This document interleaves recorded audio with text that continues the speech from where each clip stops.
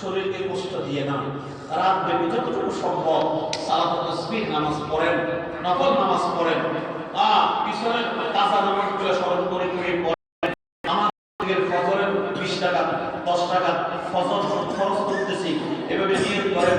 কাজা নামাজের নিয়ত সহ আল্লাহ আমার জিন্দেগি যত ফরজ নামাজ পড়া হয়েছে আমি 2 রাকাত ফরজ করতেছি, আল্লাহু আকবার।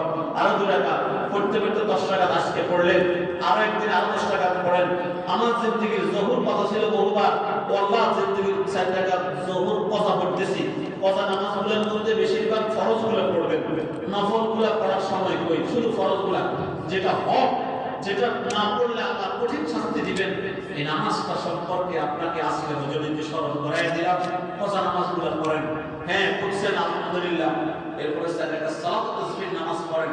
আল্লাহর হাবিব সাল্লাল্লাহু আলাইহি ওয়াসাল্লাম হযরত আব্বাস রাদিয়াল্লাহু তাআলা আনহুকে নিজের চাচাকে হাত ধরে বলে, চাচা জিন্দেগি প্রত্যেকদিন পারলে সালাতুত তাসবিহ নামাজ পড়েন। আল্লাহর নবী চাচা বলেন, চাচাকে বলেন সম্ভব না হলে সপ্তাহে একদিন পড়েন, সপ্তাহে একদিন সম্ভব না হলে মাসে একবার পড়েন, মাসে একবার সম্ভব না হলে বছরে একবার পড়েন। চাচা বছরে একবার সম্ভব না হলে আপনি অন্তত জিন্দেগিতে একবার পড়েন। সুবহানাল্লাহ, কত ফজিলতের নামাজ। এই সালাতুত তাসবিহ নামাজ পড়তে পারেন।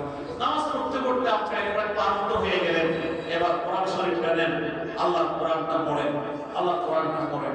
যতক্ষণ কোরআন তেলাওয়াত করেন, কোরআন তেলাওয়াতের দ্বারা দিল নরম হয়, দিলের মরিচালিত হয়। এজন্য বেশি বেশি ইবাদত করতে কিন্তু সময় কাটাই। আল্লাহ তাবারক ওয়া তাআলা আমাদেরকে আমল করতে তৌফিক দান করেন। এখন আযান হবে।